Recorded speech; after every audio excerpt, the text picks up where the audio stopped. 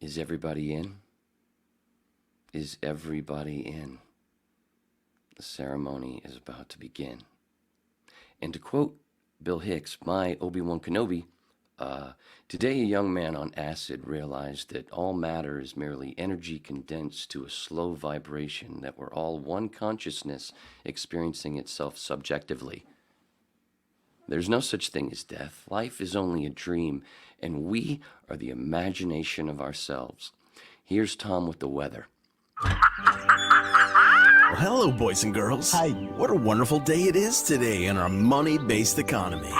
Well, sit back and relax and get ready for the guy who's about to ruin everything. I'm puzzled. Are you really seriously suggesting that Jesus Christ was a mushroom? Wait, Jesus was a mushroom Roberts. Yes. You are dealing with a secret cult, a secret society. Welcome to Waning Interest. Welcome to the Waning Interest Podcast, number uno dos, May 4th. Be with you, 2023.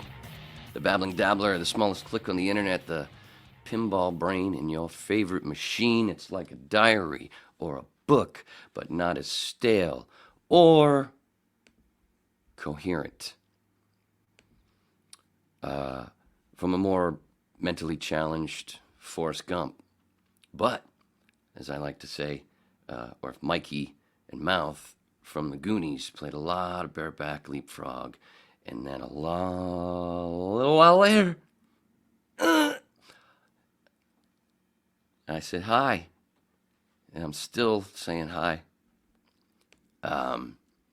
Welcome. This is special. Gonna be special. Fixed audio things. This guy, I want this guy on my podcast all the fucking time. He fixes my shit, and he's not even here. I have to pay him. How could I pay him? I don't know. Nah, I don't grow those. I don't do that shit. Anyway, but because it's the 4th, May 4th be with you, something like that, I have to, it's not Whip 110. That's a good one, but they're all good. Have to show that because it's, Star Wars Day. And that's, enough of that. Yeah, that's enough of that because I'd rather bring this guy up who is an author, public speaker, fellow podcaster, and psychedelic babbler, James W. Jesso, who's here also to let me know that the W stands for Wayne. Close. Is it? How close is it? Whoop, shoot, wrong thing. Sorry. How close? Somewhere between no and not even close. It stands for Wesley, actually. Wesley. Yes, my maternal grandfather's middle name as well. Bit of a legacy name. I actually like that name better than mine. I've never liked my name. When I was in radio school, I used a buddy of mine's name from high school because I couldn't stand saying my name when we were on the air. That's cool. Wesley, James Wesley Jesso. Love the mushroom pick. You know what that reminds me of behind you? Did you see Mary Poppins Returns? No. There's a sequel? Yeah, it's got Emily Blunt. She does a really good job. And I have a still, and I wish I'd have thought about it. I could have done it a minute ago. Do I have it? I think I might have it in here, brother. Well, while you pull that up, maybe I'll tell a little story about how this painting came into my life.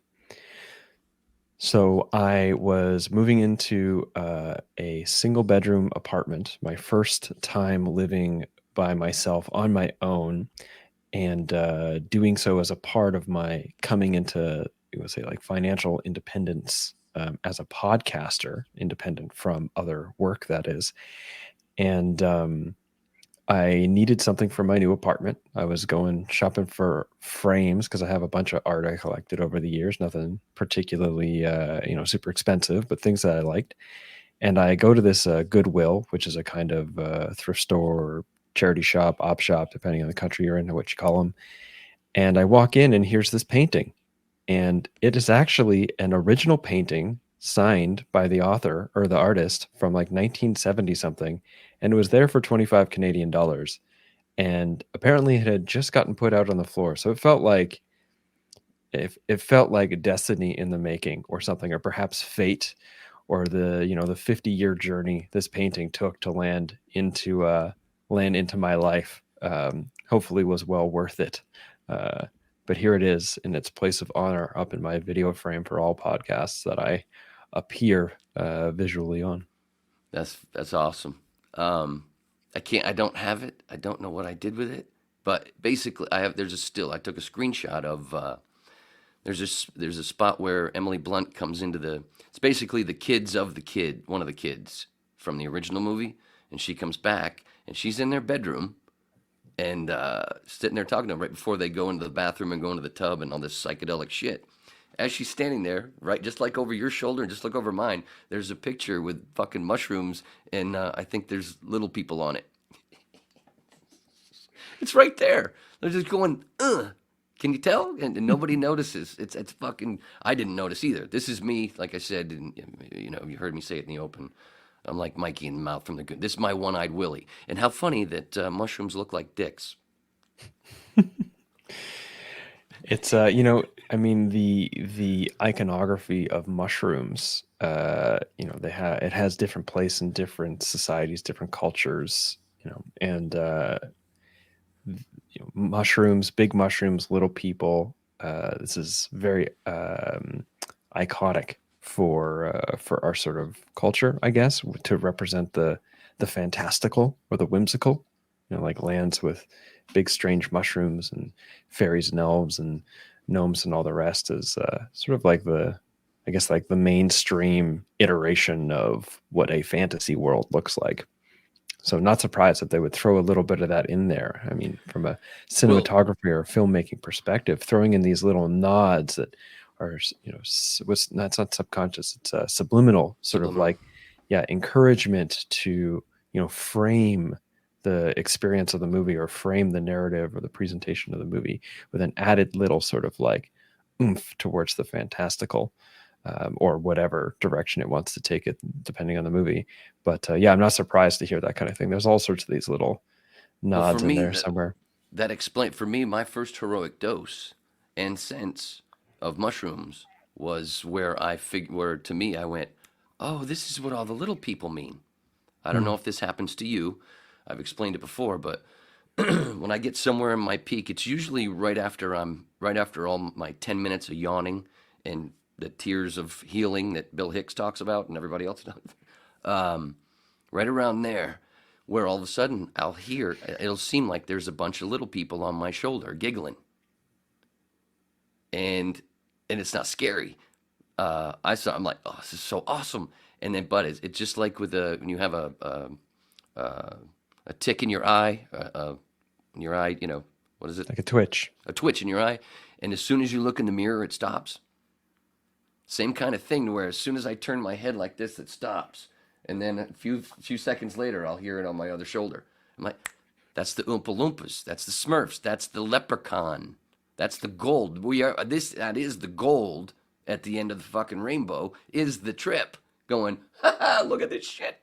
That's Perhaps why you can't find the leprechaun. It's Yoda on your back in the swamps of Dagobah. Dude, I actually wrote a whole article about that with Luke Skywalker training in the swamps with Yoda as a parable for the mushroom journey, especially like going into the dark cave. I normally post it every year because I don't really have any Star Wars content.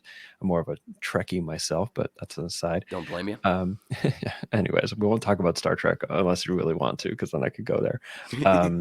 But yeah, talking about how, if we look at it as a metaphor or parable, you have the mushroom, which is Yoda, and it's just like on his back saying like, keep going, you can do this, while also like weaving in this wisdom. And then at some point being like, you need to go in and face your fears. And when you go to face your fears, what you realize is that the thing that you were most afraid of is actually yourself. And that, I mean, it's not like I think that they were necessarily making a nod to the mushroom, but like with any sort of mythical level story or like a story that, it captures the fundamental patterns or fundamental patterns of It's the consciousness of hero's being, journey. right? Then you'll be able to sort of like port that out and apply it elsewhere and utilize it in sort of different contexts to, explain or as reference for explaining or understanding different psychological processes. Like I'm reading a book right now called The Schizophrenia Complex by Eve Merrim. And there's quite a lot in here where she'll go into various stories and myths, parables, fairy tales as ways of explaining her theories around what schizophrenia is from an archetypal or Jungian perspective, because it's all, much of Jungian psychoanalysis or psychology is based on, looking at myth and archetype, right? Mm-hmm. Why did I just bounce out for a second? That was weird. Huh. Why did I bounce out? I don't know. That scared me. Like another one, Wizard of Oz and Willy Wonka. Let's say those two. Like with Willy Wonka, right when they get to the golden ticket, when they get there to the factory and they go inside, it's all squirrely and stuff when he's taking them in before he opens the door and sings the imagination song. To me, that represents the come up. When it first starts to hit you and it feels like your brain's splitting apart when it's actually doing this, because it doesn't happen. You don't do this very often. So that's why it's a little scary for people if you don't know that's going to happen. Or, it's like the roller coaster, that first hill on the roller coaster. And then in The Wizard of Oz, the come up is the tornado. And then, whoa, little people. And wow, is it colorful here. Dude. And then, but the biggest thing, though, I to talk about with that, is the fun part of it with my first heroic dose, where I had luckily done, before I did, because I would only do an 1/8 at the most, and I was always like, what the hell, man? I wasn't listening to Terrence and Bill, which I've been listening to for years, saying heroic dose. And I was kind of afraid of that, and I'm just thinking, I'm going to taste something. And it was never enough. It was more like somebody's fucking tapping me on the shoulder and nobody's there. Stop doing that, man. Nothing's there. Nothing's happening. So I was in a pretty dark place, my first heroic dose. And so it was kind of a fuck it moment when we split half an ounce. And one thing I noticed, luckily, was because I'd done also research with depression and stuff for it, and I've been pushing maps, doing the for the MDMA for PTSD for years, thanks to Claire, my friend Claire, letting me know about that years and years ago. But what I noticed within less than a day, that dark cloud that had been following me around for like 1.5 years, most of it was gone. And it lasted for about 2.5, 3 months, and I started feeling that little creep back in. Right. Oh, that's every 3, 6, or 12 months, depending on the person. That's how I believe we should be doing it. And that's why we're so fucked up in this world, because we run on ego, because we're not doing our true religion to keep us from doing that. Oh, E.T. E.T.'s all about the whole thing. Phone home, that was ego death. E.T. phone home. And and the whole connection to never the heart. never thought of ET from that perspective, but I also haven't watched it in quite a long time. My partner, I believe, hasn't seen it. She hasn't seen a lot of movies, so we're gonna have to try to find one of the original versions, not the one where they replaced all the police officers' rifles with walkie-talkies or whatever. Spielberg actually apparently just said that was a mistake. He just said that recently. Dude, when you go back through that, oh my God.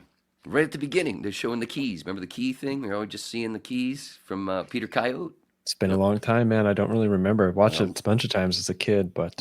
one of the biggest things, they pan through, and there's 2 kinds of mushrooms in that ship at the beginning of the movie. Meanwhile, there's a rabbit that comes up to E.T. Well, a little added Star Wars trivia for May the 4th is there's a scene, I think it's in one of the prequels, I'm not sure which one, where it shows like the delegate of all the species, and one of the species is like ET species. I was like, oh, that's an interesting. I think that's the Phantom Menace at the thing where they're like Congress or whatever. I can't remember what it's called. Oh, in this Star Wars special, that shitty Star Wars special, Yeah, I tried to watch it once. It was This time, go back. Just it was a thing. just go through on YouTube when you find it. Just go through to the parts and see if you can find the thing where Lumpy is on the deck, and he's like, I think he's like walking along the handrail. It's ET music. There's ET music there. Hmm. Music that ended up being an ET a few years later is in that scene. You'll hear it, and you're like, I went, whoa, wait. So there's another ET Star Wars guy. Anyway. I mean, something to be said is that, so much of the movies that came out of the 80s, they would have been inspired by either directly inspired by people's psychedelic experiences because of all the experimentation happening in the late 60s, early 70s, but also indirectly. There's so much media and so much sort of storytelling and a whole shift in maybe the underlying story sphere or meme sphere of Western civilization as a consequence of that the massive influx of psychedelic experiences amongst youth. So I'm not surprised if there would be several conscious or unconscious nods to psychedelic experiences in various media. I mean, actually, even Star Trek. So in Star Trek, so Star Trek obviously is its own whole complete universe onto itself, right? Everything interrelates with itself. Even the things that don't line up with the main storyline are held as sort of, variations in different timelines and blah blah blah blah blah blah blah. But in The Next Generation, there's an episode where they talk about telepathy, and the name of the quote neurotransmitter that is responsible for telepathy is psilocybin. Come on. Come on. Oh, I know. well, dude, the Star Trek Discovery. Did you know? One of the characters is Paul named Stamets. after Paul Stamets. And I didn't watch it. I only saw the first episode. But apparently, the core of the story is about a power thing that's run by spores. Yeah, it's like there's like an intergalactic. That means inside the galaxy. I just There's heard. an I just heard the Beastie Boys intergalactic in my head after you said that. mushroom Intergalactic or mycelial web. There's like a intergalactic mycelial web that exists sort of like underneath material reality, and Paul Stamets is researching them and utilizing their spores as an energy. He develops a way to connect his consciousness with this mycelial web and then instantaneously drop out of physical reality and reemerge in a different place somewhere along the mycelial web as a way of travel, which is pretty cool. Yeah. The first two seasons, I liked Star Trek Discovery up until season 4. Felt like they were just trying to be too epic. All this mushroom talk, I have to put my hoodie on. Oh, there's another thing at the end of E.T. Well, the whole thing with Amanita muscaria, that the caribou in Siberia, that's their favorite. One of their favorite snacks.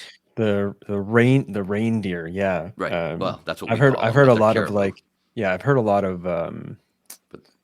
a lot of lore, like Western lore, and then I've heard some explicit detail. I'm not sure I can parse between what is actually real and what is journalism for Christmas time these days on social media, but yeah, from what I understand, that's finally popping. I've been saying that shit to people for 17 years.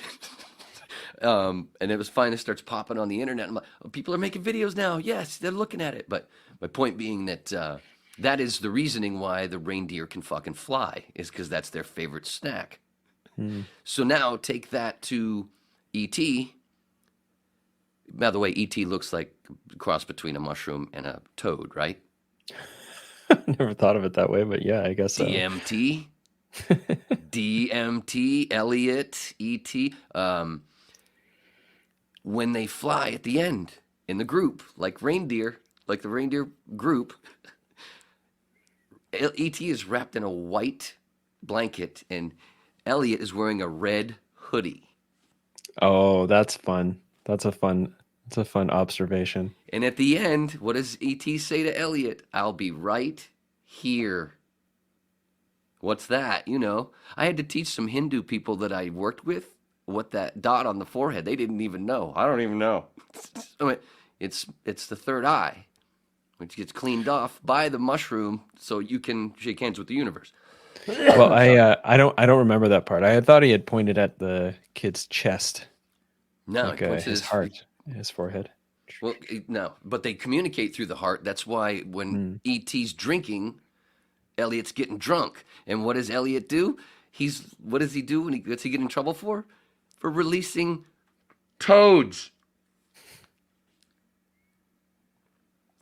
So, and then you can, and then when you're tripping with somebody, you feel like you're communicating through your heart. That's one of the reasons why you're like, whoa, and people, you two can see, or three can see things that other people can't see. There was a great thing with Bill Hicks that, I think it's Kevin Booth telling the story of when they did a first heroic dose back in Texas or whatever that Hicks would reference in his comedy. And talking about how they saw shit without even speaking, and we're like, huh? Did you see it? And I'm like, my first heroic dose with my buddy Tim, that was it, man. I was like, it was so fucking cool. Anyway, but the depression thing was the big thing. I mean, yes, it's fun. Yeah, you want to go every once in a while, but I also, people think, and I talk about this so much, probably you too, they think I trip all the time. Like maybe once a year. It still scares me. I still have to get all ready. I have a whole thing, and some people are like, come on, man, you're getting a little anal about this. No, man, this is religion to me. Honestly, also the deeper it takes you in some respect, the more I have found that the deeper it's taken me, the more I realize how important a strong container is, so that I can feel coherent to go there and stay there as much as possible without flinching, which I flinch anyways, because that's a part of it. So yeah, I hear that. And I wrote about this, I think I wrote about this in my first book, Decomposing the Shadow, but it's definitely a section in the new book I'm writing right now, around the importance of reverence. So reverence, if you break down its meaning, is something to the effect of like to be in respect and fear of a thing. And the respect is something that recognizes this thing as something of value, something worthy of cherishing, or what it offers is worthy of cherishing. And that the fear is recognizing that this thing is such that it will humble you. It can undo you. And so the reverence is a kind of position where, with a respect that honors the value of the thing, and with a position of recognizing that if you don't humble yourself in advance with the reverence, you're getting humbled no matter what, because that which you revere has the capacity to undo you. There's fear there. And it's not the kind of fear that leads to anxiety loops, or, the kind of fear that gets as negative image. It's the kind of fear that you should have, like I should feel a certain amount of fear when I'm going for a solo backpacking or a solo camping trip in the backcountry, or when I'm getting ready to free climb El Capitan. There's an appropriate amount of fear there that calls us to be well prepared. And I think that's the kind of fear that you might be speaking to. It's the kind of fear that I infer, and it's a deeply respectful fear. Damn right, it's not, yeah. And it is with that fear that one can practice courage. Because if you don't feel some sort of fear and then choose to do it anyways, and I'm not encouraging you to do it anyways, anyone listening, because you're afraid, there needs to be a lot of checks and balances and inner assessments and preparations to say, yes, I'm choosing to step beyond my fear. But without there being some kind of fear, there can be no courage. That's nice. Nice clip. That sounded so sweet. I can't talk like that. But no, the main fear though is the main fear is that come up, because it is squirrely, what it does to your brain, because it feels like, oh my God, but you just, but luckily for that first heroic dose, which I want to hear yours, luckily I had done a lot of homework and, knew that, oh, that's right. No, my brain's being put back together. I know it. because it was a little squirrely. We had the wrong thing on the TV. We had not the wrong thing. Actually, it turned out pretty good, but at first it was squirrely because Las Vegas, Johnny Depp, Fear and Loathing. Fear and Loathing in Las And Vegas. right as yeah. it started to come up, I look over at the TV, and it's the part where they just got to Vegas in the bar, and everything's going lizard-like. I'm like, oh, shit. Oh, shit. Oh, man. Can you turn that off and turn the music up? Well, the first time I did mushrooms, I was supposed to do it with my girlfriend at the time. We were, I think, 15 or 16. And she was off on vacation, and some buddies invited me over, and they were like, we got some mushrooms. And I was like, all right, let's do it. And it became a conflict between us, as you'd imagine, me and my girlfriend at the time, that I did it without her. And fair enough. And also, we were teenagers and not exactly the most relationally skillful. But it wasn't exactly the most responsible use either. We just played video games the entire time while their older cousin was there to help keep us safe. But their older cousin also let us go drive a car after, which was super dumb. I didn't drive, but I was like, okay. Anyways, kids, don't drive on mushrooms. Seriously, don't drive on mushrooms. We're lucky that we didn't die or kill somebody. I got a story. I didn't mean But anyways, so when sometime later, this girlfriend of mine said for her birthday, she wanted to do mushrooms at her birthday party and everybody watch Requiem for a Dream. Whoa. And I'm not sure if you or your listeners know this, but it is a gut-wrenching movie. My experience of it is that it just rips me apart emotionally. It's so hard. It's such a difficult journey to go through, this movie, with addiction and the pain and the suffering and the tragedy that happens to these people. She hadn't seen it, and I was like, I don't think you should do this. But she was not having any of my suggestions. Like, it's my birthday, I'm gonna do what I want, blah blah blah. You did it with them. I was like, ultimately, I was like, okay, I don't want to participate though. Like, I'm not interested in that experience. Anyways, you could pick the wrong movie. I mean, personally, I don't think watching a movie during mushrooms is a great idea. No. I once hung out with some No people. more. We had like a long conversation. This was after I did my whole journey of just solo work with the mushroom. And the mushroom was like, okay, take a break from your solo work, start journeying with others. See how other people do this. Get a sense of how other people are integrating me into their lives. And I hook up with a couple of friends from another town on a visit. And we had a long conversation about it. And everything seemed to be in alignment. So I give it a go. But what I didn't realize is that they wanted to watch a movie. So we were all sitting there just listening to music, and it was coming up, and somebody was like, I'm really feeling it now. And I was like, yeah, me too. And then one other person was like, okay, let's put the movie on. And I was like, what? But I couldn't really say anything or do anything. I'm participating in their thing, and it's at their house, and they put on Horton Hears a Who, the Dr. Seuss. Let me tell you, that is a movie to watch, whether or not to watch it on mushrooms. I was like, it was really difficult. To make it worse, they started smoking cigarettes in the house. I don't smoke cigarettes. And I was like, what's happening? And I was so far away from anywhere that I would have been like 3 hours to walk back to where I was supposed to be. I was kind of stuck there, and just being torn between trying to pay attention and figure out what was happening with this movie while being moved by the movie and irritated by it, but also the mushroom trying to talk to me about stuff and reveal things to me. But I couldn't hear or listen to either. It was they were both vying for control, while simultaneously I was just really uncomfortable with the smoking in the house and trying to sit close to the window. Oh man, it was. Anyways, kids, don't smoke cigarettes and watch movies while experiencing mushrooms. Yeah, no judgment. I mean, like, these people, they have their way that they experience mushrooms, and it's a positive experience for them. For me, that was not what gave me the space that I needed to feel like I could really connect with the medicine of the thing. And so, as you can imagine, I didn't repeat that experience with that particular group of people again. I had one where a lady I was seeing, she wanted to do them with me. She'd never done more than just a couple of stems, she said. And so I said, okay, well, here, just to prepare you, you know, you don't have to do as much as me, but just to prepare you, we're gonna do it. It was like 3 days out or 2 days out or something.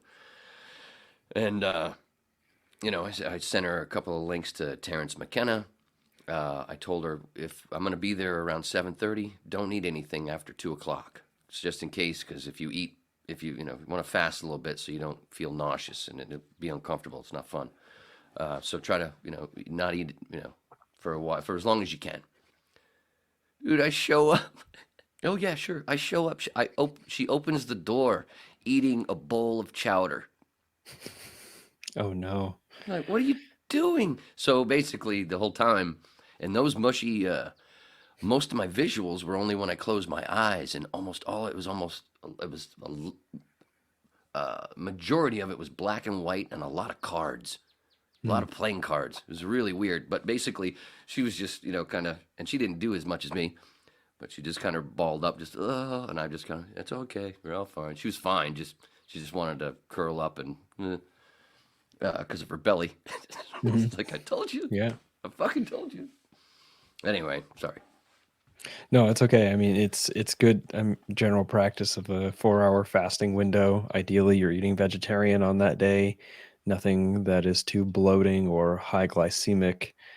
Nothing that feels particularly heavy. Eat a meal that ideally allows you to have a bowel movement before the journey begins. Like all of these things are, good practice.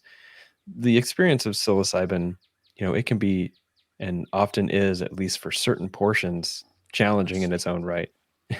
Challenging in its own right. And there isn't really much merit in my mind to sort of like in making it more difficult than it needs to be. And a lot of these, like you talked about, strong container and all these preparations, in many respects, this is making sure that it isn't any harder than it needs to be. You're creating a space that allows it to go as smoothly and as safely as possible, so that the turbulence and the challenge that emerges is, what is relevant to the healing work being done, and not necessarily as a consequence of, eating clam chowder an hour before you're going to eat the mushrooms, or being in a room full of people smoking cigarettes and watching Horton Hears the Who, or Hears the Who. Right. So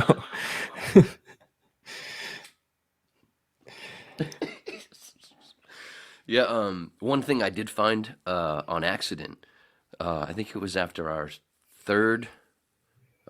Tim and I's third trip, where I had some leftover. This is when I lived in L.A. and I had Ralph's fried chicken. I used to get once a week, and so it was good fried chicken because it wasn't too greasy, but it was all I only get the thighs. I like the dark meat, baby. Anyway, I had some left over, and my buddy Tim, he lived down the hall from me in my apartment. He was in the apartment. He was 5 down, just fucking 25 yards away. And we were in his place, and we would always do it in his place because he had Alex Gray stuff on the walls, and he was a tripper before me. He just whatever, forward him. Anyway, he comes back. He didn't have any food, so he's like, I think I have fried chicken. I think I have fried chicken left over as we came down after everything was done. Oh, I got to talk about the pee-pee. And we were like kids eating ice cream when come over. I think I got a bunch. So it was the best fucking fried chicken that both of us ever had. It was, and this is like, we weren't tripping anymore. This was come down in the morning.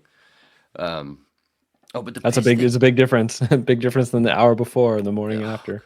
Oh yeah, save it. That's it's one of those beauties where you just hold off, kind of like an orgasm. It's gonna be better if you hold it longer you can.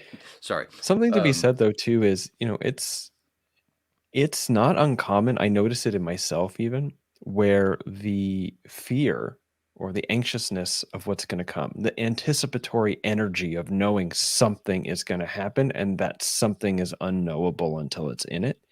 That anticipatory energy could waver between anxiety and excitement, or both, back and forth. And one way that we as a species, respond or soothe or calm ourselves is to eat. And so eating before the journey might have been a way in which she didn't realize I'm sorry, I assumed it was a she, tried to compensate for the challenge. She drove a motorcycle, right? But it was a she. Okay. So compensate for the anxiety, which is fair. I mean, growing up, depending on the context. We got bottle when we were stressed, or we got the breast, right? And that's a thing. Like the suckling action between, mother and baby, right? It actually activates a hormonal, but also a nervous system cascade that calms and relaxes the nervous system. The same Part of the bond. action that bonding. we do when we eat or when we suck on a thing like a cigarette. These are all like these oral fixations. The action of doing a thing with our mouth, a sucking motion, a chewing motion, activates a kind of, I'm close, I'm together. It activates a sense of the nervous system sort of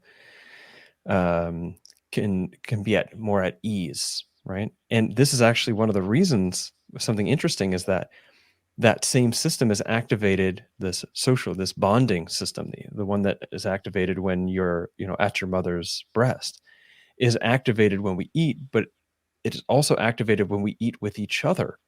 And so eating with others is actually a way in which neurobiologically we're triggering a sense of bonding, which may explain why eating together and specifically eating certain foods together is a central staple in almost every human culture. Is like how we share our food and that we get together, like all of our holidays in the Western world are about getting together to eat, and so anyway, something to think about there, something to chew on. Yo, nice, brother, nice. The pee-pee. Now we go to the pee-pee. Okay. Not that I have to yet, but no. I always wondered, when it comes to like the religious stuff, all those things, especially the Jesus stuff. Like the virgin birth thing has bothered me for so long, and it's got to be everybody's first question, and I have to have that explained and they're not doing a very good job of it. So, but then the mushy explained it. Spores don't need seeds. Born in a manger. Pile of cow shit. Died for me so I could chew his ass up and shake, eat of his body, eat of his flesh, and shake hands with the universe and know that I'm eternal. But the other one was the water into wine. Like, what? Oh, well, so if you take, there's two ways. Well, there's two different things. There's got to be a third, of course, because there's always three. I don't know what the third is, but holy water is, huh? They're mushrooms, water, and heat. Oh, take a psychedelic mushroom and you don't pick it. Let it grow into the chalice. The chalice that they talk about, the one that's in the fucking church. Anyway, put some water in there for a bit. Let it sit for a bit, and you drink that. It's just like doing the mushy. So those little caps in the church also they put on your tongue. That's representative of a mushroom cap. That's the holy water. And notice that priests and, especially the Pope, look at his clothing. He looks like a fucking mushroom. And there's 2 mushroom fountains in the Vatican along with a pine cone statue and doing this. Anyway, so also, if you consume them, one of the things that I read up on, if you consume, and that's the other thing about fasting and, eating clean before you do it, which I did, so it was nice and clear. If you catch the first couple times you pee after you've consumed the mushroom and set it aside, and if your peak starts to come down, when you start feeling, all right, I'm coming down, all right, that was nice, wait, I want to go back up, take that piss, and just the shot glass, bing, you're right back up for another 30 minutes. I'll have to take your word for it. Holy water. Turn water into wine. Yeah, hey man, no That's judgment, but that's probably not for me. Well, no, I'm not saying you have to do it. I'm just saying it works, and that's part of it, and that's one of the representations. That's one of the things about the those fountains with men or boys peeing. The cycle of life, drink of thine own cystine. Well, I know that with respect to Amanita muscaria, as the reindeer or caribou, as they eat it, I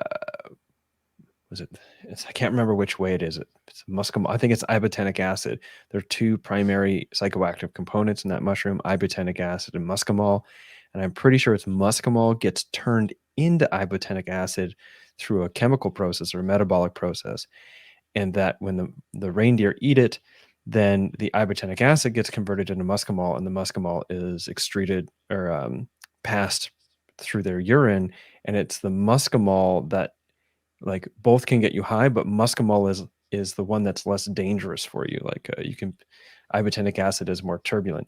There's a lot of nuance to that I do not feel competent trying to break down. I had a guest on my show recently about microdosing Amanita muscaria, and we go into quite a bit of depth around the difference between these compounds. What show is that, James? Adventures Through the Mind podcast. You can see up here on this side That's here right. the little logo. If you're watching this on video, his link is in the description. Yeah. But all this with stuff, respect great to website. respect to psilocybin, so psilocybin, there are two, we'll say, primary alkaloids in the magic mushroom, psilocybin mushrooms. There's a number of other ones. There's like baeocystine and some ones that I've only read and don't know how to say out loud. Say cysteine? Oh, well, yeah, you said cysteine, but baeocystine is the name of this other chemical compound. But it was named after. It was discovered and named well after the church used its language. But anyways, there's these two primary ones: psilocin and psilocybin. Okay? Psilocin is the active component, but it degrades very quickly with any type of heat or drying. So when you pick a wild mushroom, I'm just going to eliminate all the other alkaloids and just say you have psilocybin and psilocin. And then you eat it fresh, you get both. If you dry it, heat it, so basically every time anyone has ever had mushrooms that they got in a bag somewhere from somebody that weren't fresh, it's been predominantly, if not exclusively, psilocybin. And what happens is psilocybin is actually a prodrug to psilocin. As soon as it goes into your body, it gets converted to psilocin through a process called dephosphorylation, where a phosphorus group is cut off and it becomes psilocin. And it's done by an enzyme. It's readily available in your stomach, alkaline phosphatase. It's also, from what I understand, present in lemon juice, which is part of what is causing lemon tech to be more potent. It's like it's pre-digesting the mushrooms for you and converting more of the psilocybin into psilocin, so it doesn't have to go through that metabolic process to become active. Now, whether or not psilocybin or psilocin pass through your urine unchanged or change, how much of it passes through before it's fully metabolized into sort of non-active or inactive metabolites or components, I don't know. I read it a long time ago. It's, any of your listeners could look it up. It would be called the pharmacodynamics of psilocybin. But if I do remember correctly, there was some discussion about some of it passing unchanged to the urine, but I don't remember that to be sure. Oh, come on, man. You were on such a roll. Why are you ending? I'm not ready to talk yet. Well, you know what I can do is I've got something I want to grab off my bookshelf. 1 second. Yeah. This is awesome. Yeah, so make sure James's link, his website, easy to navigate. All his stuff is there, the podcast, YouTube, all the different audio versions. His books, you can go get his books. I'm still looking for it. It's not well organized. You're all good, homie. I'm right here entertaining the kids. Anyway, hey, there he is. I also realized, oh wait, I didn't get both of them. Jesus fucking Christ, man. I also realized after I walked away that I was like, oh, is my butt crack showing? So,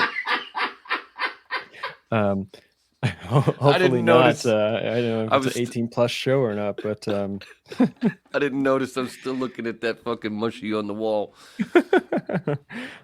So I'm pretty sure much of what you've been talking about today was represented in this book here. You're goddamn right. And he's the his Sacred his Mushroom voice. and the Cross. His voice is on the open. Yeah, That's him John saying, "Yeah, you're." M. Allegro. I'm totally. You can't. I'm never going to be convinced otherwise. I don't. It doesn't matter. I mean, all the way down. You know. Oh, Jesus rose from the dead. Oh, he did. Yeah. Guess where mushrooms come from? They grow out of dead stuff. Well, you know, hey, Jan Irving would agree with you, as questionable as he is as a That's where as a that was scholar. part of my start back in Yeah. 2005. His whole work on the trivium was fantastic. the, Really, what the hell was it? The Jan and his buddy. They did. I can't say it.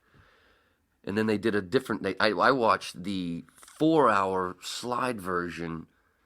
I can't say it because my buddy Jeff Clark, who turned me on to this, who at first I said, dude, please stop with this Jesus mushroom stuff. I don't, and then I went, oh, okay. But Pharmacratic Inquisition. And then after that, and then all of a sudden it started getting a little heat, and then I remember they trimmed it up to like almost a little over 90 minutes, almost like Zeitgeist style, because Zeitgeist had hit. The movie Zeitgeist had hit, and I was into that too. I was one of the OG. That was a huge impact in my sort of community. I think. I wonder if that's where we first heard of each other. Were you part of the Zeitgeist movement? I wouldn't say I was a part of the movement. It definitely had impact on me. I think was it the third one was the one that I felt like really held. I haven't watched it in a while, but it was the one that sort of held its own the most over time. Sort of like had the most. What's the term where it's like it aged the best, if I understand.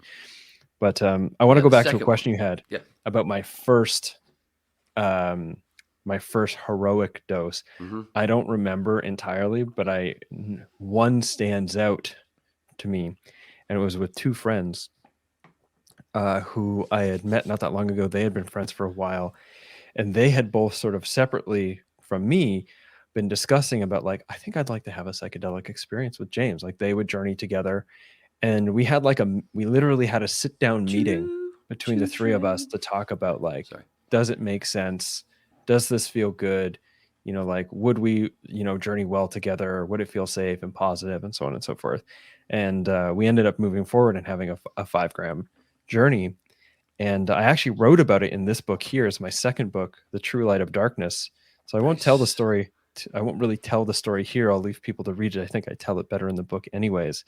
But that was a really powerful experience. The two books that I have that have been released, one of them presents my sort of theory, my you say like scholarly or a scholarly style. It's like an essay on my theory around working with psilocybin mushrooms with respect to emotional well-being. And I like to call it like the objective, like the skeleton of the thing. And then my second book tells 3 of my own stories working with mushrooms with the lens of the first book as the way in which I understand and make sense of these experiences. So in that way, I would say that they're almost like 2 sides of the same content, one of which is the objective skeleton side of the thing, the other of which is the subjective living body of the thing. So I tell one of the stories I tell in this book, The True Light of Darkness, is my first, well, not first, but like a 5-gram trip. The title of the story is 2 Friends, 5 Dried Grams, and a Box from Cusco, Peru. Fuck. Love it. But you're not going to tell it. No. Hey, look, man. Also, honestly, my entire income is dependent on people supporting my podcast through Patreon or voluntary donation and selling books. What's it like to have that? I only have a few whips. I call them the Waning Interest Podcast Pack. I only have a few because I don't. If you've watched a few of mine, the last one I watched of yours, by the way, was the indigenous thing, which I wanted to get to help bring me back to Belinda Aracho. And the other guy and the older guy. Oh no! Okay, so that was the 2 people. That was 4 Arrows and Darshan Narvaez.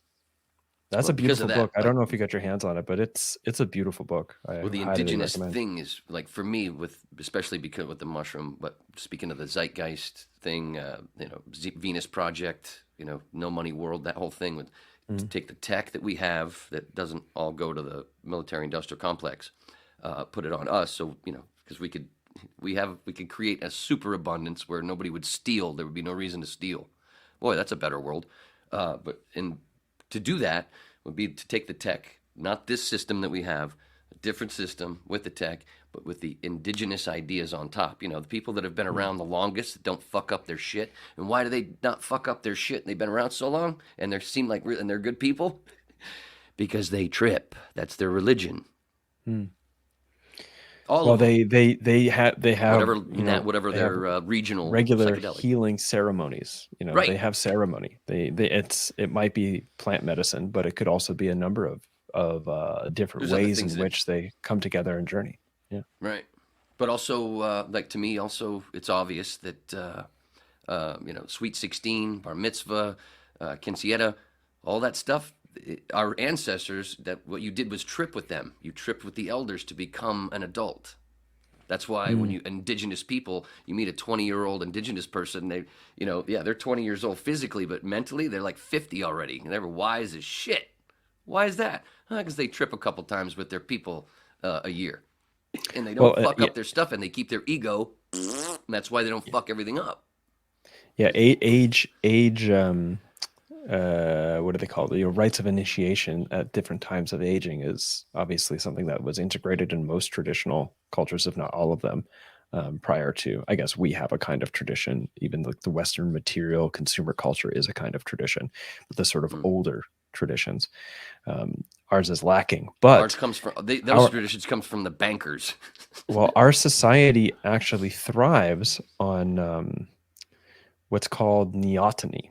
Neoteny is, you would be familiar with neoteny because chances are the majority of maybe your dogs, depending on what you're into, but for a lot of people, you would be familiar with neoteny because dogs are cultivated in order to have them maintain childlike traits in adulthood, which is that you want a dog to be cuddly and fluffy and cute and all the rest of this, right? That's not the trait of a fully developed wild dog, which is the wolf. Like all domestic species of dogs are one species, Canis lupus familiaris, which is a offset of the Canis lupus, the gray wolf. So all of these dogs are the same species, and they've been selectively bred for their various traits and attributes. And one of the things that dogs tend to be bred for is, of course, behavior. And oftentimes we want dogs that don't act like wolves, they act like puppies, right? So neoteny is the process by which animals, we'll say, are reared or cultivated to maintain adolescent or childlike behaviors into adulthood. That is what we do. How many 45-year-old children have you met? Probably a lot, right? And that's How about that's this 52-year-old child.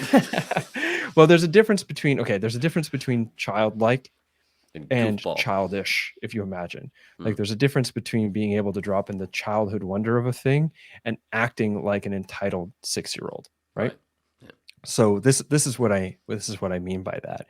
And I genuinely believe that it is advantageous to the way things are to keep people emotionally adolescent or childish, because you're easier to be manipulated if that's the case.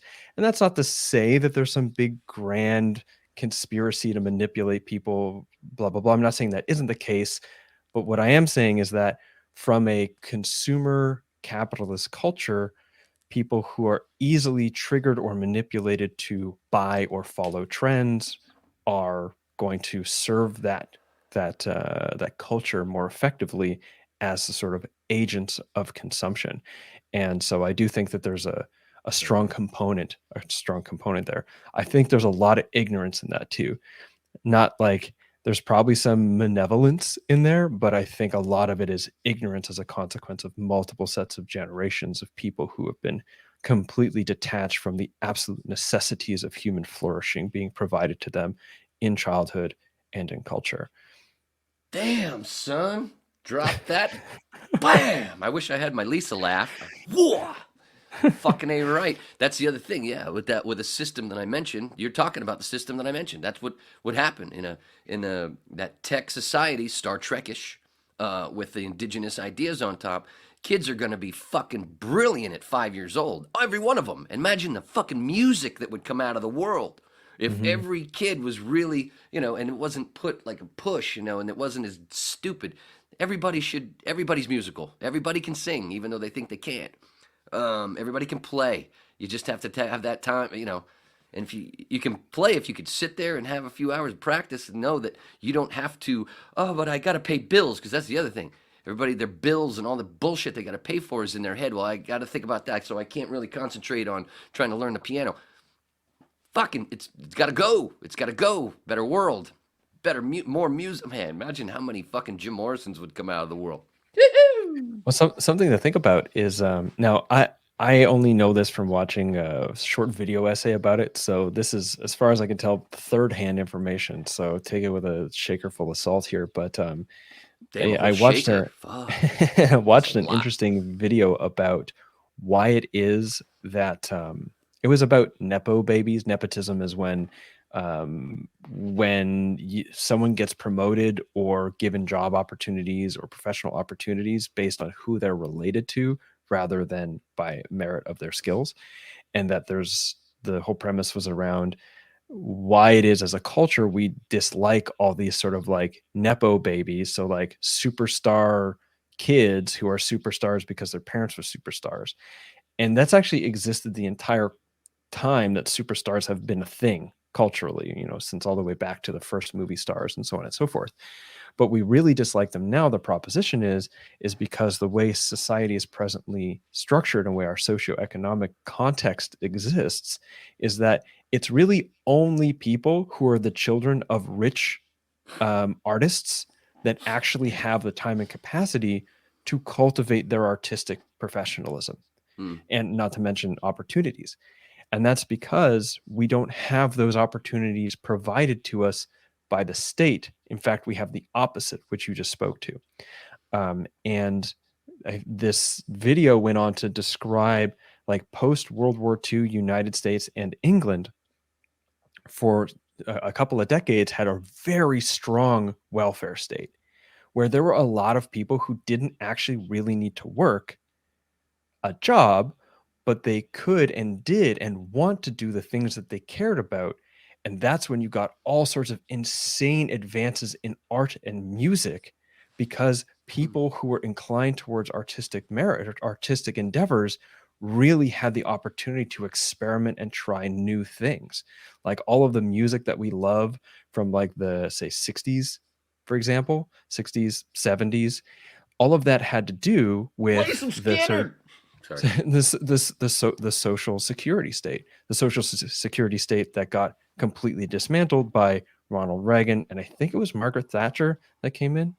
Also, fun story, the United States had already started moving towards sustainable energy in the 60s. There were solar panels on the roof of the White House. The president at the time, Jimmy Carter, who was like basically a nuclear physicist, was like, something is coming. Climate change is coming down the pipeline, and it's going to absolutely disrupt our society. And we need to start making changes now so it doesn't screw us in 50 years. And he was going up against Ronald Reagan, who was like, no, we need to eliminate all prohibition and like basically eliminate all of the limits we have on industry, industry and advertising and all these things, so that, and especially oil, so that we could make America great again. Now, I'm not entirely certain of that, but I'm pretty sure that the first person to say that was Ronald Reagan, and he won, and he eliminated all sustainability and environmental sustainability programs, basically took away all the legislation that prevented things from like open mining, all these things that the consequences we're in now. He was a corporate cunt. Where we are now is in many ways a consequence of the worldwide impact of Ronald Reagan winning out over Jimmy Carter. We'd be in a world probably closer to what you're talking about. It started before that, but he put it started before that, but he put a fucking he put a brick on the gas pedal. Yeah, totally. But with all this banking stuff and this corporate shit, back to another movie. Explain this to me, brother. One of the most famous stories of all, where this rich, crotchety cunt all of a sudden has this experience where he has a ghost of Christmas past and this all the president, all these things, all this trippy stuff, weird, where he's standing there and other people can't see him while he's observing things happening. And then all of a sudden, after this is over, he wants to help everyone and give all of his money away. Sounds like an ayahuasca or an ibogaine trip to me. I would say more like ibogaine, probably. There was not nearly enough colors in that story to suggest it was ayahuasca. Fucking man. And those writers back then, because of the time, because they didn't have all the distractions we have today, a lot of those great writers that wrote this stuff, they were trippers, man. They were drinkers, and a lot of them. I highly doubt any of them took ibogaine at the time. From what I understand, back during the writing of that book, ibogaine was exclusively existing in West Africa. And he knew some stuff. Somehow. I don't even think, from an something. ethnobotanical perspective, that had even been discovered by Western world yet. But nonetheless, this is the thing: is that but he had the time to read other things that would come around, where other people didn't have access to information. But go ahead, sorry. Yeah, and great stories feel great and remain great because they touch on something deeper than their content, right? Mm. Than the sort of explicit manifestation or presentation of the content. It's touching into something deeper. This is the whole, you said the hero's journey, Joseph Campbell, Hero with a Thousand Faces. Or what was his other book? I got it on the wall there. Whatever, his other big book. Which is what Star Wars The Power of Story. Based on his stuff, Story. Joseph Campbell. Yeah. Lucas. But go ahead, sorry.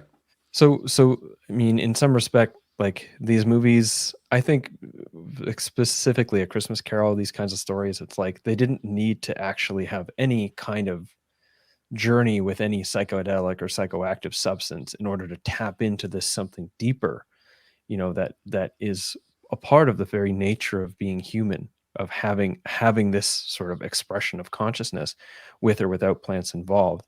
And maybe he tapped the vein on that, or sort of like tapped the line unbeknownst to him in advance. Maybe there was some experimentation with substances, but it's more likely that there's something much deeper that those substances reveal to us than it is that that they connect us to or an expression of, than it is that the substances themselves are inspiring the deeper thing, that they are actually an expression of the deeper thing, not the other way around. Absolutely. Not necessarily the other way around. I totally agree on that. And when you do like you said with the Thousand Faces thing, reminded me of one of the other things I'd listened to, thanks to Zeitgeist, thanks to Peter Joseph, I was reminded of who Krishnamurti was. So I had Krishnamurti books. I had a few. When I left LA, I gave all my books to the library. Most of them anyway, not my Doug Stanhope books. I had 3 of his books. I had The Power of Now. I read that a couple of times. Wait, The Power of Now is Eckhart Tolle. Yeah. Right. Yeah. I'm going through all the people that I was getting into with the spiritual stuff. I had The Power of Now, and I got we still got 30 minutes. I should tell you my my pop story that's kind of like what his had. Alan Watts, and Alan Watts explained it the best to me. To me, it's the simplification of all the spiritual stuff about you're anything you harm, you're harming yourself, and you're like, yeah, what does that mean? Because we're taught we're separate when we're not. Mm-hmm. What Alan Watts said, it made it more clear after becoming a tripper, a bigger tripper anyway. With a thing about how he talks about think of it like your eye, how everything's backwards in your eye, and then what we perceive, right? You know how it's all backwards back here, and when it comes out, it's how it's that whole, I don't remember. It gets turned around in the brain, right? Yeah. Same thing right now. Like where you're sitting right now, you're not, I'm you. So basically you're always looking in the mirror. Mm-hmm. We're taught that we're separate. You're way over there in that, what is it? Were you Russia? I'm kidding. You're there, I'm here. That's presently broadcasting from the Kremlin. Were you the one that took down the drone? Oh God, that was me. I've been working out, man. I just like, I got my bear friend to throw me up there. No disrespect to Russian culture people here. I fucking love Russia, man. They won World War II, remember? Anyway, I'm so sick of the Russian not happy people. with They're so not stupid. not happy with the decisions that their government is presently making in any That's way. because of us, though. That's our fault. No, well, I But don't I know. don't- I don't know that to be the case, but I definitely know that There's I don't hold it tons of against the proof, yeah. Russian. We the cooed Russian them. people. Yeah, it's a proxy war. We're trying to. We did that. We poked the bear. We're the ones with 875 bases around the world. Russia's not. Anyway, what was I saying? Shit. Fuck. What was I saying? Sorry, I didn't mean to talking get off on that about, little political rant. That's okay. How can we not? It's such a hot topic. Yeah. It's a hot topic. We I all know. got hot takes, right? Yeah, I know. And we're always the United States is the bad guy. But what was it? I was saying different. In the mirror. We're taught, and it certainly seems correct, and it is in a version of way that we're separate. There is a scientific separation, using that word instead of a better word that you would use. There's a separation, but in actuality, and what psychedelics help you understand, is that you're always looking in the mirror. I'm you. You're me. I'm looking at me at all times. When I'm looking. I got two squares here. There's that douchebag that says Wayness, and there's James. But I'm all of it. Same thing. Flip it over. It's all you. We're one. It's all one. But we're looking at it all separate. But we're all one big brain. Hmm. Looking in the mirror thing. It was like the most beautiful spiritual thing I ever heard. It's like, oh. How simple is that? Thanks for simplifying. Jesus, I've been, Krishnamurti is real simple, but also at the same time, you gotta, sometimes your brain goes a little, oh God, he's so good and deep, and whoa, you really gotta turn your head, I fucking love that guy so much. God, I love that guy. There's something I'm gonna go about watch some more. I haven't watched him in a while. Now I've said that, I'm gonna go watch him. There's something about there's the things that he's saying. Krishnamurti. I think about this with respect to other spiritual teachers, but just to throw this up before you're going to talk about Krishnamurti, yeah. So have you watched him and Dr. Alan Anderson videos that are on YouTube from the 70s? There's like 7 or 8 of them, and they're all an hour on a certain subject, like death. Oh God, they're so fucking awesome. And Alan Anderson is so cool, dude. Alan Anderson is such a badass. All right, yeah. Sorry, go ahead. Well, you know what? I gotta pee. Okay. So this is your turn to talk. This will be strange, but I'll do my best. Too much tea for my pee. Hello, everybody else. That there's what they are saying, what Jiddu Krishnamurti is saying on the content level. But that content level, he can say these things because he thinks about it in a certain way. And that in order to understand what he's saying, we need to learn how to think in the way that he does. And by this, I mean that what kind of thinking is necessary to recognize the conclusions that he's coming to is as much a part of the learning as is understand like the actual content of what he's saying. So there's almost like the thinking level, the process level of thinking, and then there's a content level of conclusion. And that in order to understand the conclusion, we're asked to do a sort of process level learning to shift the way we think in order to understand that conclusion. And that there's 2 layers of learning there. And that I find that present. I find that present with Jiddu Krishnamurti. Similarly, I find that present with Stephen Jenkinson, and I found it present with a number of other writers as well. I guess it's present with all sorts of writers, but there's definitely literature and various forms of writing, nonfiction writing, that doesn't ask you to think differently. It writes to you in the same way you would just generally think, an average way of thinking, and presents new content. Anyways, it was weird trying to do that, Wayne, without you here, and I'm not certain I made sense because I was also battling. I was in a dynamic with another part of me that was like, you're not talking to anybody, man. Like, what are you doing? I love that, man. That's what I do all the time. Thank you for saying babble, by the way, because you are on the Babbling Dabbler podcast.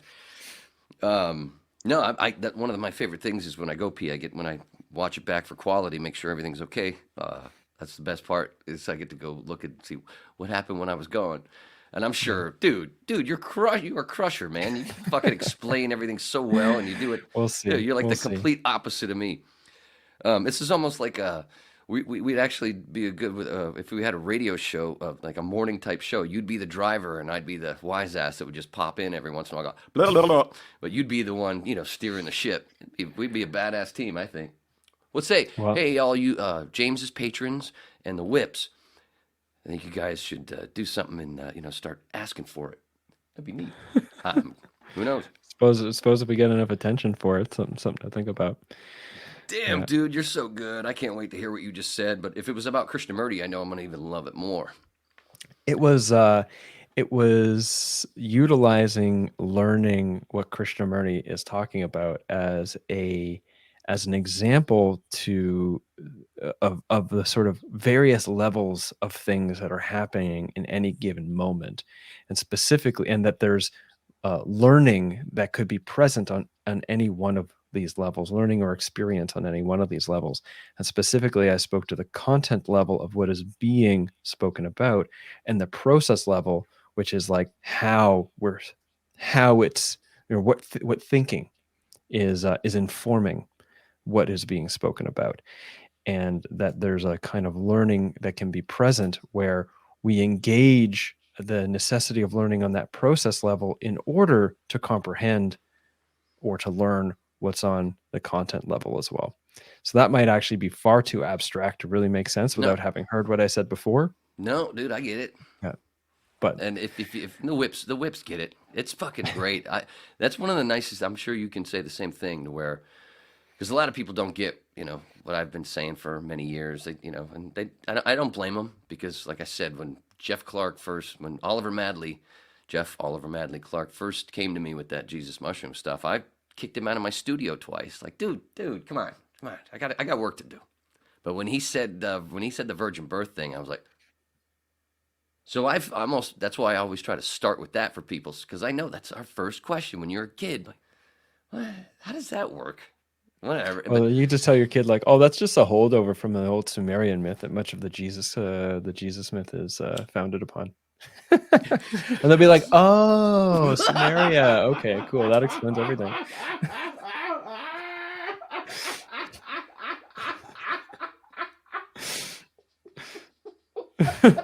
Wayne, you're having way too much fun right now, man. I didn't know podcasts were allowed to be this fun. Oh, goddamn right! It's supposed to be. That's why. This is my fun. This is my night out. I don't go out drinking anymore. Stop that, and I can't stand being around a lot of folks and listening to. I can't be around a lot of alcohol. If I'm gonna be around a drunk, it's got to be me. And I don't talk. I'm home alone a lot, so I don't talk much. So this is like my term to. Shoot the shit with somebody. I don't even get on the phone much with people. And if I do, of course, I dominate the conversation, kind of like I am right now, huh? Do you find like, you listen to that podcast interview I had with Foros and Darshan Narvaez, a big part of that was around the absolute necessity of connection as like an essential nutrient for human thriving. Do you find that you're getting some expression of that need for the nutrient of connection through podcast interviews? Absolutely. Yeah. Finding your kin, finding that, like you, when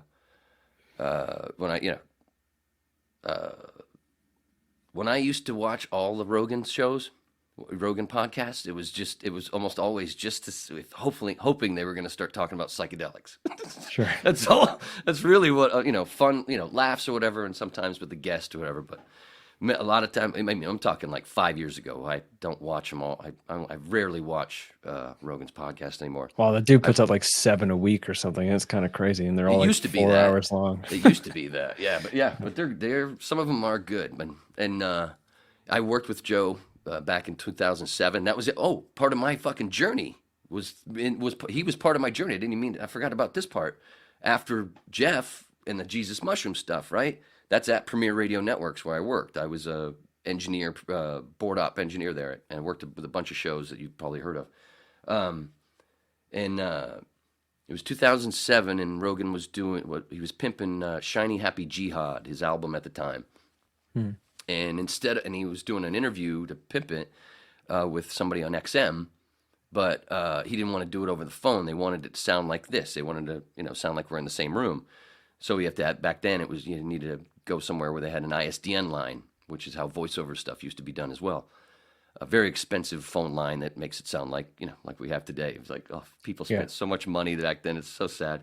I didn't. I almost did a few times. Like, Jesus, fuck that, man. Anyway, so I was given the gig of engineering that for him and hooking up the thing with, XM. It turned out the guy that he was going to be getting interviewed by was somebody I worked with in Florida in radio, who is now in DC on XM. Anyway, and what did Joe do? Almost the whole time talked about fucking DMT. And Joe and I share a birthday. He's 3 years older, but we share a birthday. So all synchronicities. I told you, when I was, stalking you, trying to get you on the podcast. Synchronicities is a big thing where like if I'm doing a solo one and I'm just babbling, I babble for 90 minutes or whatever, 2 hours sometimes 4, just by myself. As I talk, I start finding as I'm just going off, it's all, I have just bullet points. I have nothing really written except for sometimes some jokes. But I just start finding all these synchronicities, and that's one of the, it's kind of like a trip. Because part of the fun of mushroom trips are, it seems like, deja vus happen very rarely now. As you get older, they rarely happen, but they used to happen, a few times a year. You'd have, whoa, deja vu, right? In a trip, for me, trips to me, mushroom trips anyway, are, it's very reminiscent of deja vus, like extended deja vus. I had one with Tim after Tim moved out of the building that we both lived in, where I first met him. He moved down to Long Beach.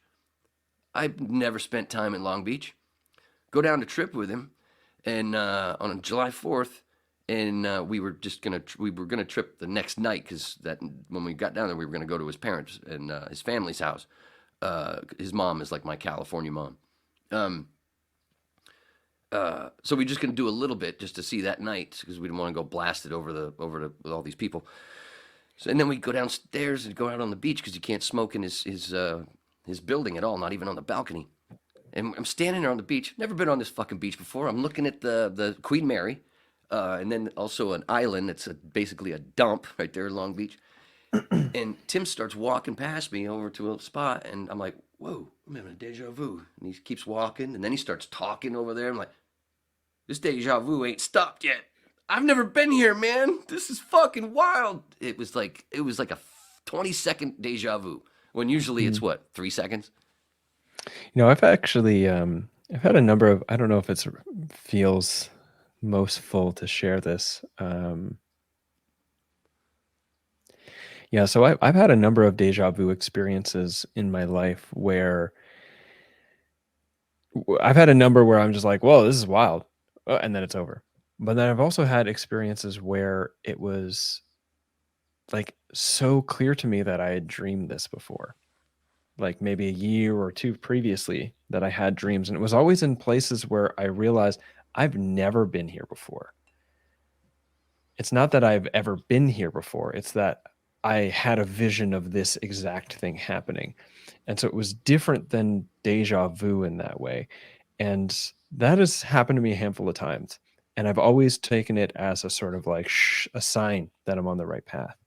Like, for example, I can't remember what airport it was, but some airport in Europe I was going through on a part of my first international book tour.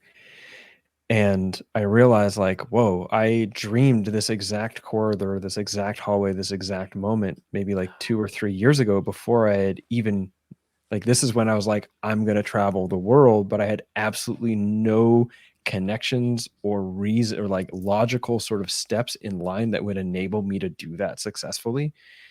Like it was literally at least a year out before I even fathomed it being actually possible. Before that, it was just like a fingers crossed, this is my goal kind of thing.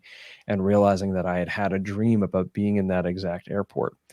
There's a couple other instances that aren't sort of like coming up right now to mind that I could speak to. But yeah, definitely something that I have noticed is as I've gotten older, what I've noticed is as I've gotten sort of confined by the pandemic, this has happened less. When my world got smaller and smaller and smaller, while the sort of immensity and dread of the outside world got bigger and bigger and bigger, that it happened less for me. And then in January of last year, I had a car accident. I was a passenger in a car accident, sustained a head injury. So even as things were fully opening up and I was just about ready to step back off out onto the world, I spent quite a bit of time trying to be able to hear sounds and look at lights without recoiling in pain and distress, and even be able to formulate sentences was a challenge for a while there. Obviously, I'm feeling better generally, and I might pay a price for this podcast later because I really have brought a lot, and then my cognitive energy drops off real fast after a certain point. But yeah, I still feel that sort of like confinement, like the sort of shrinking or collapsing of the world, of my personal world, disconnecting me from this sort of deeper golden thread of meaning or purpose, as the walls literally and figuratively have closed in around me, and the world outside got larger and larger in its scope of dread and collapse. And that's not to say that that's not a real feeling, or that it's an illusion, or even that it's correct, but that I've noticed that as that happened, I definitely felt that the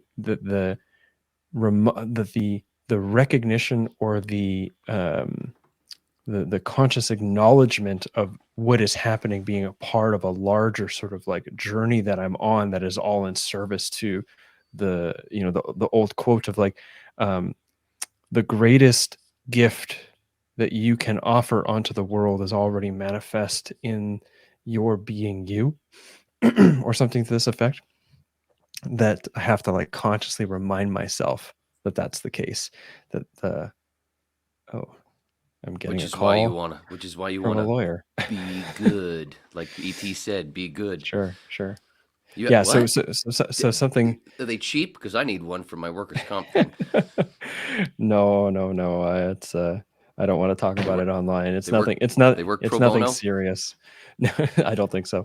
It's nothing serious. But anyways, gotta wanting to get a better understanding of the actual legal landscape of podcasting as it continues to grow. But that's an aside. Well, So then you after you pay for that, and then you hand it down to me. Because obviously I'm going to help you explode even bigger with this being on my podcast, the smallest click on the internet. But yeah, the So- funnest, so- it's also the fucking funnest. I'm having a good time. I'm having a glad. good time. Actually, the only other time I've been on StreamYard was also for another podcast that was explicitly more comedy, called Born Under Punches. And they're all sort of like funny comedians, but what they end up doing is having guests, and they do a tabletop role play. So like on top of being on this podcast, and they do some sort of exercise that's both funny but also gives me as a guest an opportunity to actually talk to what I'm doing. Then we play tabletop role play and go through what is effectively like a kind of Dungeons and Dragons thing that they custom make for the guest, or like custom make a character for me or something. It's pretty fun. What's it called again? Born Under Punches. Born Under Punches. I already like it from the title. That's pretty awesome. Seriously though, where are you? You're in Canada somewhere, I can tell. I'm in. You can tell, eh? Oh yeah, here I'm just up in Canada, eh? But yes, I'm in Kitchener, Ontario, Kitchener-Waterloo, Ontario, Canada. Yeah.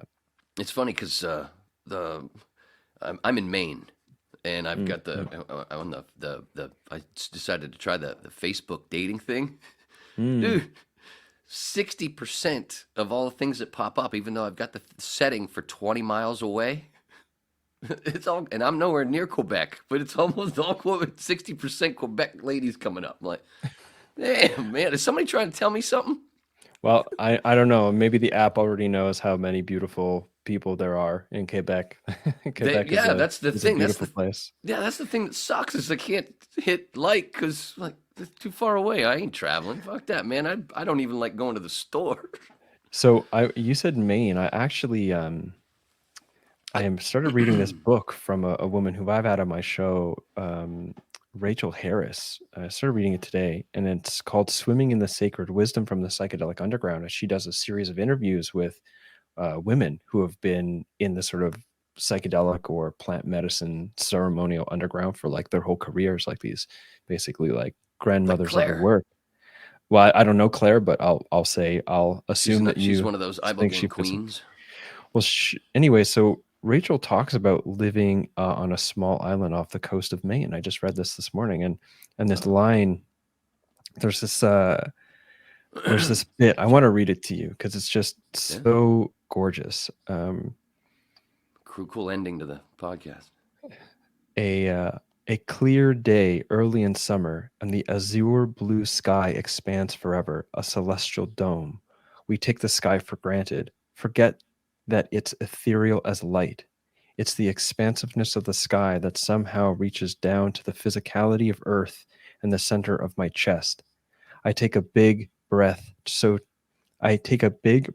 stretch the boundaries of my heart, but reach the limits way too soon.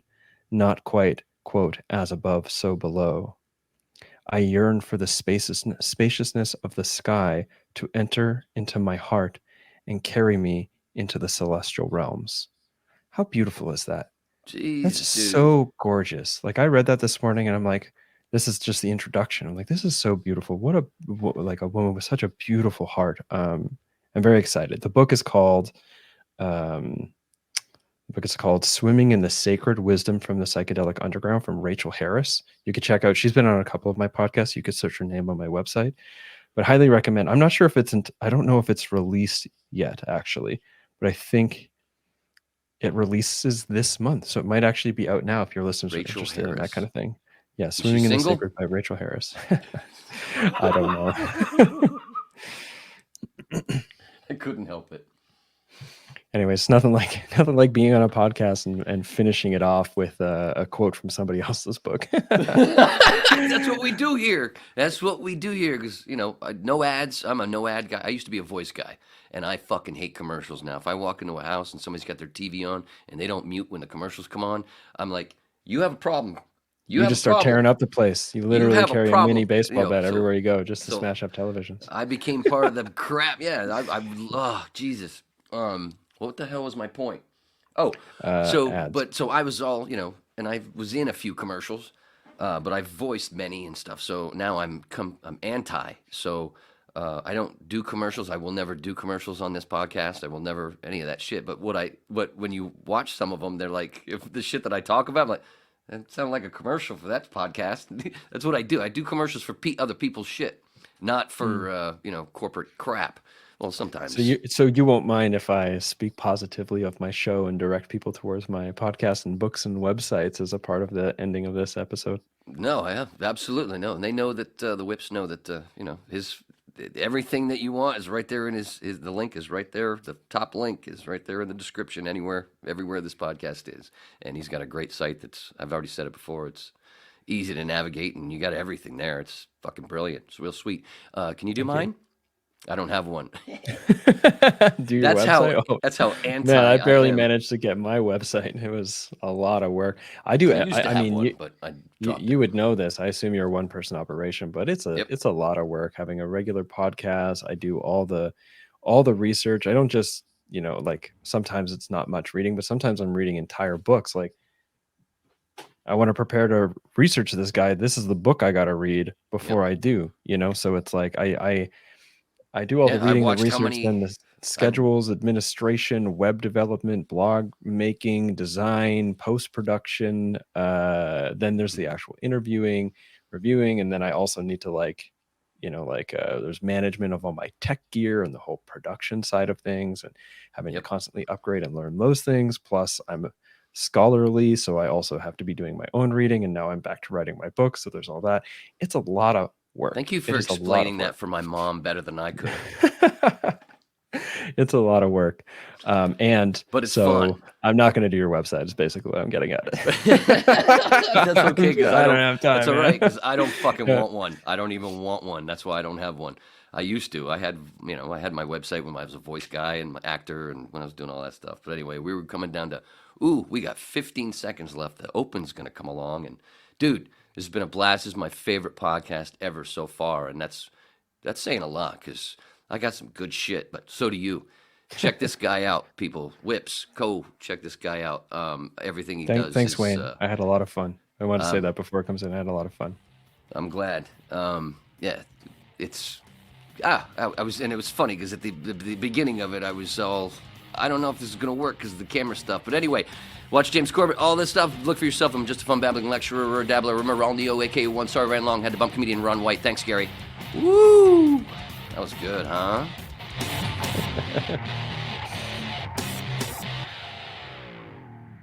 Messing with my peebles. Daddy loves you. Say goodbye.